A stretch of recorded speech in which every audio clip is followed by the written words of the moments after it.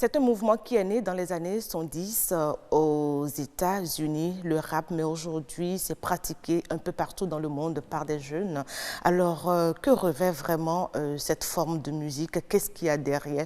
Nous allons un peu parcourir ces différents aspects avec notre invitée et Jennifer Sachivi, journaliste Horizon Culture, ici à BB24. Nous allons d'abord regarder ceci et on revient en parler.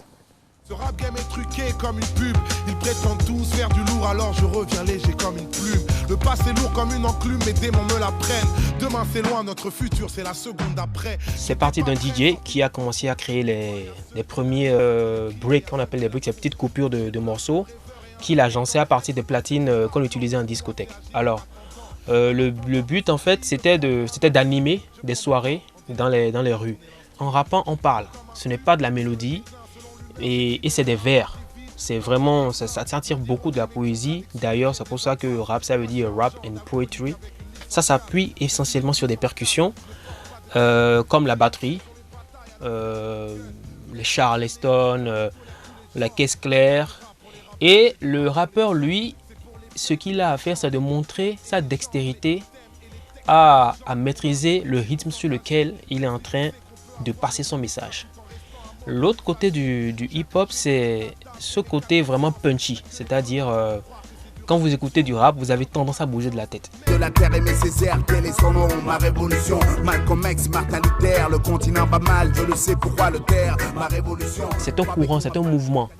Et quand on parle de mouvement, il y a beaucoup de... C'est un moyen d'expression de l'art en quelque sorte. Je veux appeler la jeunesse d'aujourd'hui qui continue de faire du hip-hop. Je veux vous dire de ne pas vous décourager, mais essayez de voir, de contextualiser votre musique. Si la jeunesse souffre tellement qu'on devrait avoir notre place des martyrs. Crise de confiance, ils nous méprisent, c'est triste, ils pensent qu'ils maîtrisent nos consciences. Voilà, Horizon Culture s'installe, le plateau, il est déjà là. Jennifer Sachivi, bonsoir. Bonsoir Karamata Guata. Vous avez en face de vous Kebo Okio. Vous êtes producteur. Oui, bonsoir madame. Bonsoir, comment vous allez? Ça va très bien chez vous. Vous m'avez soufflé tout à l'heure dans les coulisses que vous ne rappez plus. Moi, je m'attendais à ce que quelques flots sortent ici, même sur le plateau, parce que nous avons vu. Mais il m'a dit tout de suite, ah non madame, je ne rappe plus. Est-ce à dire que vous n'avez plus aujourd'hui le réflexe d'un rappeur? Je crois que c'est un mot pour la vie. Le hip-hop, c'est une culture, c'est pas juste un petit mouvement d'époque, c'est une culture. Donc je le porte en moi jusqu'à la fin. Mais tout ce qui est flow a vieilli, tout ce qui est ardeur, punch a vieilli. Le flow a certainement vieilli, l'ardeur n'est plus à son paroxysme, mais une chose est sûre, quand on fait le rap, c'est parce qu'on est engagé. Et c'est de cela que nous allons parler aujourd'hui, entre engagement et indécence. Je vous laisse avec votre invité. Tout à fait, c'est cela. Donc, plus besoin de le présenter. Kebo Okio, producteur, ancien rappeur aussi, promoteur de télévision et radio web. Donc, il est ici en tant qu'ancien rappeur et producteur. Il a d'ailleurs bien commencé en parlant de culture. Nous, on aimerait bien que vous nous décriviez un peu, que vous nous expliquiez c'est quoi la culture du rap. Voilà. En fait, le rap, c'est pas la culture, c'est la musique. La culture, c'est le hip-hop. En fait, ça, en gros, englobe tout ce qu'il y a autour du rap, tout ce qui est DJ, graffiti, danse, hip-hop, tout ça. Donc c'est vraiment une culture, c'est un peu comme la culture rock, avec un style d'habillement particulier, un style de cheveux particulier. Voilà, c'est vraiment un mouvement pas un mouvement, une culture de noirs qui voulait prouver en fait leur identité, qu'ils existent. Voilà. C'est ça, donc c'est une grosse culture qui va se pérenniser.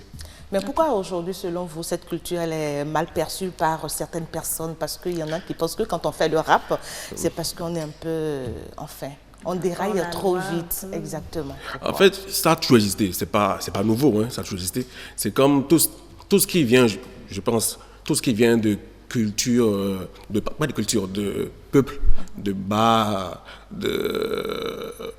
peuple est considéré un peu toujours comme... Donc c'est à tort qu'on le pense. C'est à tort, entièrement. Ça a commencé il y a longtemps, dans les années 70, avec Parade des Noirs dans un ghetto. Donc forcément, ça, chez le blanc, c'est déjà une musique à bannir, parce que ça vient du ghetto. Donc, c'est engagé à l'époque. Ça parle de guerre raciale, de conflit racial, tout ça. Mais ça reste quand même musique à bannir. Donc, chaque fois, même quand ça évolue, ça ramène des millions, des milliards de dollars à tout le monde, aux blancs qui produisent la musique, aux noirs ou à la mode, à la culture, aux danses, aux boîtes de nuit. C'est toujours quand même une musique mal interprétée. L'autre chose, en fait, c'est que la plupart des rappeurs, quand on les suit, on aime bien, mais il y en a qui parlent souvent de violence, ils sont un peu, si je puis dire, un peu vulgaires quand même. Ils sont assez crus et ça ne plaît pas forcément, ça heurte un peu. En fait, la différence entre le rap, je vais dire, le rap et les autres musiques, c'est un peu comme le rock. Ça a été imposé. En fait, c'est la liberté de pouvoir dire ce qu'on pense quand on le veut. Ce n'est pas de la musique classique. Sans y mettre forcément de la manière. De la manière, parce qu'on a grandi en fait ailleurs.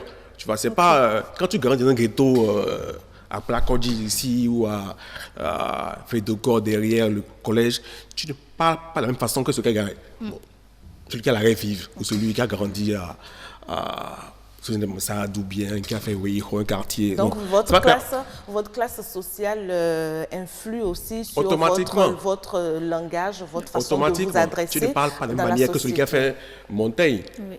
Mais c'est ça, le truc, c'est qu'il y a des rappeurs quand même qui sont tellement, qui parlent très bien, qui écrivent très bien, et on se pose la question de savoir qu'est-ce qui explique ça. C'est, comme je dis, c'est l'environnement. C'est l'environnement, c'est le parcours. Si la personne a vécu des misères sur des misères sur des misères, il ne faut pas espérer qu'elle parle en bien de l'amour ou qu'elle parle en bien de la politique. Ça va être complètement, avec tout ce qu'il y a comme émotion négative, tout ce qu'il y a comme haine, comme D'accord. rancœur. Est-ce que vous pensez, est-ce que vous estimez que le côté engagement est toujours présent dans le rap? Toujours, il est toujours présent. Je pense qu'il n'y a pas de musique sans engagement. Il ne faut pas confondre les titres à la musique de la personne. C'est-à-dire que si la personne sort un single pour faire danser les gens en boîte, il n'y a pas de problème. Mais sur son album, il y a forcément des titres qui vous rappellent un combat. Soit c'est en amour, soit c'est en politique, soit c'est racial. Il y a toujours ça. Mais les gens sont rapidement focus sur un single qui tourne en boîte ou un single qui tourne ici. En voyant la musique des gens toujours. Dès qu'il dit un mot qui ne vous plaît pas, c'est une musique de Saligo. Mais quand c'est dans une autre langue, que ce soit du lingala ou bien une musique caribéenne ou bien une musique d'ailleurs, ça passe crème. Mais quand c'est enfant, c'est plus compliqué. Ça devient trop proche. On apprécie quand même des musiques rap enfant. C'est dit enfant un peu, qu'on prend, comment il s'appelle, Amir et son second, le duo. Anwar, il rime parfois en fond. Et puis, c'est apprécié. C'est exactement, je les apprécie. Mais ça, c'est le fond de Montaigne, c'est le fond de la rêve vive. C'est pas le fond qu'on comprend à Plakodji. Dans les clips. C'est la même chose en fait. Mais le rap aujourd'hui, et vous serez d'accord avec moi quand même, Jennifer Sativi, que le rap a fait quand même son temps, depuis son 10 à maintenant, ça fait près de 50 ans, je crois bien, si mes calculs sont bons. Oui. Mais est-ce qu'il n'est pas temps de revoir les choses, d'amener les gens à voir autrement le rap aujourd'hui? Oui, en fait, ils le voient autrement. Mais il y a toujours une sorte d'hypocrisie. Ils le voient bien autrement, parce que c'est toujours les Blancs riches qui produisent. Voilà. Est-ce qu'on va dire qu'il n'y a aucune déviance? Il y a des déviances quand même, non? Il n'y a rien de déviance. Il n'y a pas d'art, de culture sans déviance. Il y a toujours, mais c'est relatif, en fait, la déviance. Tu vois, chez les rockers, il y a ceux qui ont l'air un peu satanistes, tout ça. C'est partout. Hein.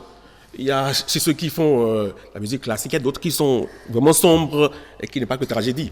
C'est vraiment chacun en fait dans son univers. Chacun dans son univers, dans sa loge, et ça va avec. Même moi-même, je trouve que mes petits frères écoutent une musique rap trop, un peu plus sale que ce qu'on écoutait avant. Ça, je me dis, mais je me dis en fait, c'est générationnel, c'est leur génération. Eux, tout ça correct, tout ça normal.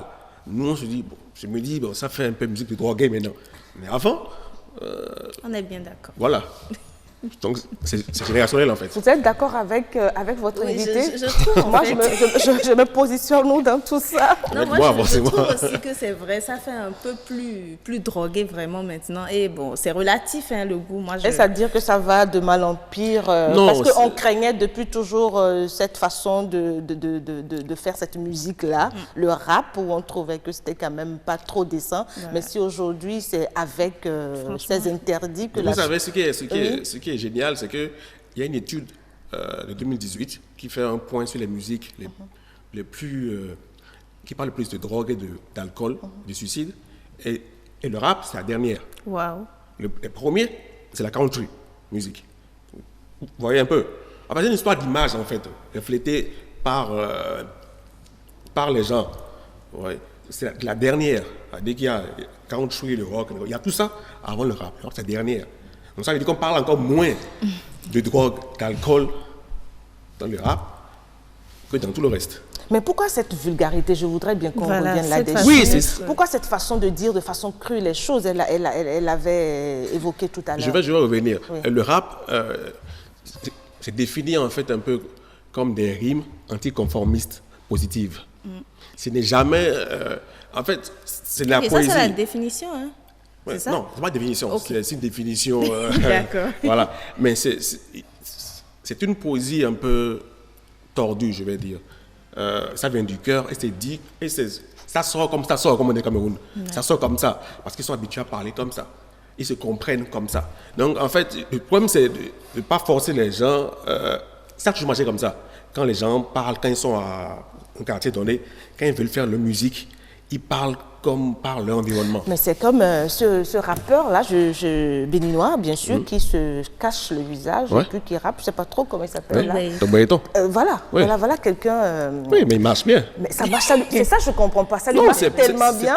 Il a assez de vues sur YouTube. Je n'arrive pas à comprendre cette notoriété que ce monsieur a. Mais il rappe très bien. Mais je le trouve un peu vulgaire quand même, il faut le dire. Exactement, parce que son public parle comme ça.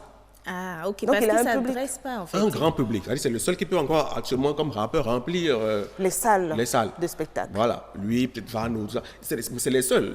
Ils sont vulgaires, ils parlent comme le public. Okay. Dès qu'ils commencent à parler un peu très, très français, ils perdent les 70% de béninois qui ne comprennent rien. Wow. Donc on peut dire, s'ils arrivent à remplir le studio, c'est plutôt que c'est assez promu, c'est ça? Ça marche bien. Je crois qu'ils ont eu un concert en décembre qui a rempli des sports. D'accord, mais est-ce qu'il n'y a pas des choses à améliorer selon vous? Forcément, on est... Par exemple? Je veux dire, dans le Bénin, qu'est-ce qu'il y a à pas améliorer ici? Tout est amélioré ici. Donc, c'est la musique, dans le sport, de tout. Donc forcément, ça va aller. Je crois qu'il y a espoir. Pour le moment, je crois que c'est la musique qui marche le plus au Bénin. Le rap?